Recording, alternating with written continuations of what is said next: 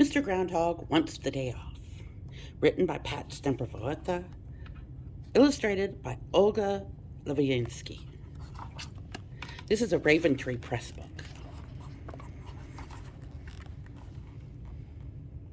I will not do Groundhog Day anymore, said Mr. Groundhog. I'm tired of everyone getting mad at me. They see my shadow and blame me for 6 more weeks of winter. Now I quit. So Mr. Groundhog stood next to the hole in the ground where he lived in the park. Everyone would wait there to see him on Groundhog Day, and he jogged around the park to help him think. He stopped fast when he saw he was nose to nose with Mrs. Rabbit. "Oh, hello, Miss Rabbit," he said.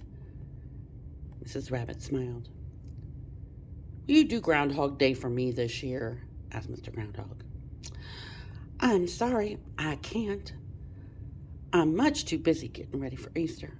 I have eggs to color, and I must practice the bunny hop to lead the parade. But I have something for you." Mrs. Rabbit lifted the lid of the trunk, and she pulled out a vest. "This was my grandfather's special occasion vest. You would look very nice wearing this on Groundhog Day." "Thank you," said Mr. Groundhog, and he slipped the vest on and continued on his walk.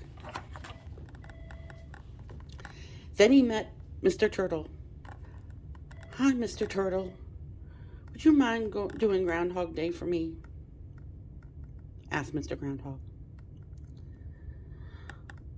"All you have to do is come out and greet the crowd of people." "I would, but I can't fit into that small opening of your home. My shell would get stuck," explained the turtle. "But I have something special for you." Mr. Groundhog followed Mr. Turtle to a cluster of bushes, and Mr. Turtle reached in and lifted out a hat. "This is my holiday hat. I want you to wear it on Groundhog Day," said Mr. Turtle. "Thank you," Mr. Groundhog said and put on the hat. Next he saw Miss Squirrel.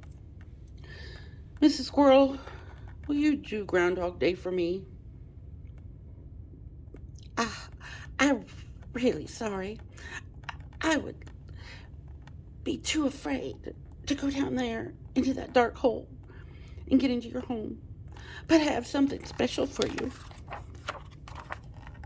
She reached up and broke some branches off a tree. "You can use these for a cane. It will look very nice with your vest and your hat."